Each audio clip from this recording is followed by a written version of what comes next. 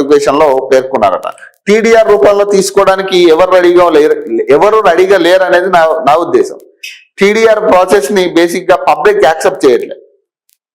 So TDR process లో మీరు ఎప్పుడు ఆ పైసలు రిలీజ్ చేస్తారనేది తెలియదు. వాళ్ళు ఏమంటున్నారు, ఇప్పుడు మన అమీన్పూర్ చెరువు ఈ ఏరియాలో కూడా సేమ్ ఇదే సిచ్యువేషన్ ఉన్నప్పుడు మీరు దాన్ని ఏదైతే ప్రభుత్వ భూమిగా మీరు చెప్పి చిత్రీకరించి వాళ్ళకి ఏదైతే భూములు లాక్కునే ప్రాసెస్ మీరు పెట్టుకున్నారో అక్కడ కూడా మీరు ఇదే టీడీఆర్ ప్రాసెస్లు ఇస్తామంటే వాళ్ళు కూడా వద్దంటున్నారు. ఇప్పుడు అసలు ఆ టీడీఆర్ ప్రాసెస్ లో మీరు ఏం చేయాలనుకుంటున్నారు అనేది చెప్పాలి. అసలు ఆ టీడీఆర్ ప్రాసెస్ ఎలా ఉండబోతుంది?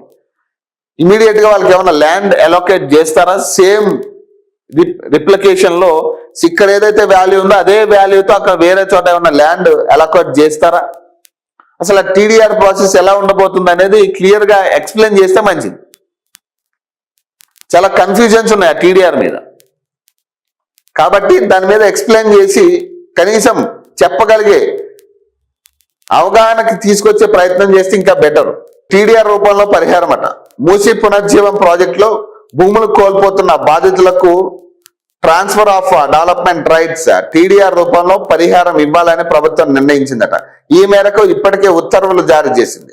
చెరువుల FTL, నదుల MFL పరిధిలోకి వచ్చే భూములను సరెండర్ చేస్తే వాటికి 200% టీడీఆర్, చెరువులు, నదులు బఫర్ జోన్ల పరిధిలోని భూములను ప్రభుత్వానికి అప్పగిస్తే 300% బఫర్ జోన్కు వెలుపల ఉన్న అంటే జలాశయాలకు పరిరక్షణ, అలాగే అభివృద్ధి, ప్రజా ప్రయోజనాల ప్రాజెక్టు కోసం రోడ్డు విస్తరణ పనులు సో భూములను సరెండర్ చేస్తే గనక 400% ఇస్తారు టీడీఆర్.